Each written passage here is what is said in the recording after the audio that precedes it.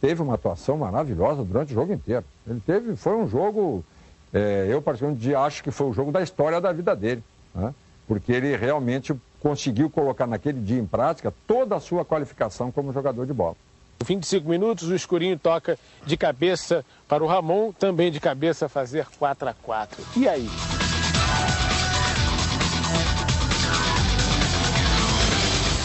Aí, meu amigo, aí você dentro do Mineirão, com 2-0, 3-1, 3-3, 4-3, 4-4. E já tínhamos menos um homem nessa altura, o Palhinha já não estava em campo.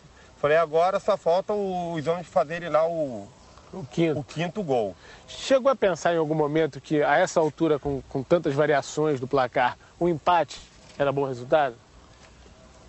Olha, de certa forma, a gente poderia considerar isso, porque não só nós, como eles também. Não, eu acho que nesse jogo, nem o time do Internacional, nem o time do Cruzeiro poderia sequer pensar que o empate estaria bom. O jogo inteiro foi aquela de querer ganhar. O Internacional, quando empatou, continuou atacando e buscando fazer o quinto, e o Cruzeiro também.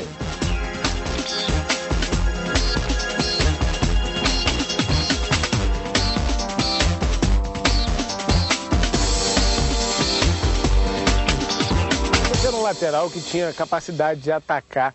Como é que se desenvolveu aquele chute, aquela bomba que ficou tão conhecido no futebol brasileiro? Mas desde pequeno, a minha brincadeira predileta em Olaria, nos campos de futebol lá, atrás do campo da Olaria, era chutes a gol. A gente era dupla, a gente ficava brincando de bater na bola. Então eu fui pegando gosto por isso. E depois, quando eu comecei a jogar, que eu fui para o América, aqui é o América do Rio, comecei nas categorias de base. A partir daí, todos os dias após os treinamentos, eu ficava batendo bola para o gol. A coisa que eu mais gostava no futebol era chutar para gol. Então eu fui desenvolvendo técnica. E aquilo foi me dando confiança. Então, quando eu cheguei no profissional e passei a colocar aquilo na prática, os treinadores começaram a observar, e os próprios companheiros começaram a observar, aí me deram a incumbência de ser o cobrador oficial de falta, de pênalti, que eu também cobrava muito pênalti. 40 minutos, 4-4, pênalti para o Cruzeiro. Como é que foi o caminho até a marca do pênalti? Olha, eu era acostumado a bater pênalti, falta, e em momentos como aquele. Eu já tinha passado por outras situações como aquela. Mas se eu falar para você que eu não dei uma tremida na hora que eu caminhei em direção ao gol, é mentira. Todo mundo pensa, aquela caminhada passa 1000 coisas pela sua cabeça. Agora, eu tinha várias maneiras de bater pênalti. E dependendo do momento. Então você está dentro do momento, a partida está tranquila, você ganha de 4-0. Pô, é mole, você vai bater pênalti. Aí você vai andando para o goleiro, olhou o goleiro, ele mexeu para um canto, toca no outro. Eu cansei de fazer isso. Mas naquela hora, com desgaste emocional, desgaste físico, então eu fui raciocinando o seguinte, eu não vou nem olhar para o goleiro. Eu vou ameaçar que vou dar um chutão no canto direito dele e vou colocar no canto esquerdo. E eu fiz assim, quando eu corri para a bola, eu nem olhei para o goleiro. Fui, ameacei dar um chutão do lado direito, toquei no lado esquerdo e ele correu para o lado direito. Até porque do outro lado tinha um Manga, né? Você, aos 40, 4-4, olhar para frente, ver o Manga, goleiro campeão brasileiro.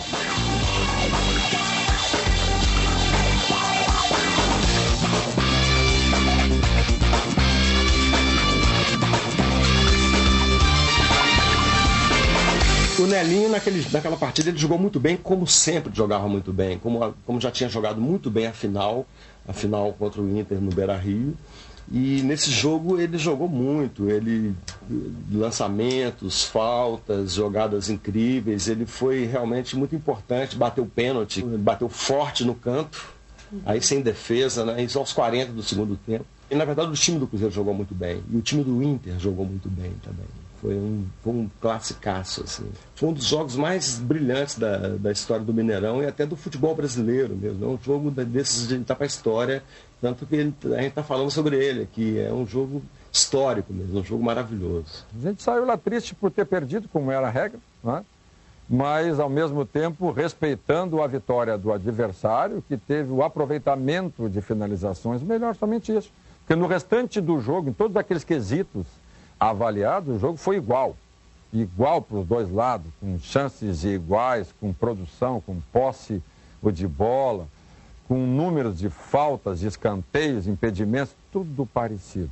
O aproveitamento das chances, das oportunidades, aí o Cruzeiro levou vantagem e por isso foi merecedor. E o Internacional, respeitoso como sempre foi, embora fosse uma grande equipe, quando o jogo terminou, aplaudiu-se o Cruzeiro, sim, cumprimentamos todos nós do Internacional, inclusive eu que estava fora no banco, entramos em campo, nos abraçamos aos jogadores do Cruzeiro e dando-lhes os parabéns, porque foi um grande jogo. E a gente tem que ter o orgulho de dizer assim, ó, eu participei daquele grande jogo. Qual foi a importância dessa vitória, com todo esse quadro, essa circunstância, da forma como ela foi construída para a campanha do título da Libertadores daquele ano? Olha, sempre dá confiança, por melhor e mais tarimbado que seja a equipe, você vencer de um grande adversário por 5-4, ele acaba te dando a confiança. Então nós fomos para lá para o segundo jogo com essa confiança, conseguimos vencer e seguimos dentro da Libertadores. E esse ano da Libertadores, que nós acabamos conquistando, nós tivemos, se não falha a memória, uma média de gols de acima de 4, ou 3, não sei o que, ou 4 gols. Fizemos gols demais. O time do Cruzeiro, ofensivamente, estava muito bem treinado, muito bom com a chegada do Jairzinho. Nelinho, a decisão contra o River foi uma decisão muito parecida com o jogo da estreia, uma batalha muito parecida com o que aconteceu no Mineirão contra o Internacional. Cruzeiro e River Plate foram para o terceiro jogo em Santiago, depois de uma vitória de cada time, uma no Brasil, outra na Argentina. Quando o Cruzeiro abriu 2-0, abriu o placar 2-0, passou pela tua cabeça o filme do jogo contra o Inter?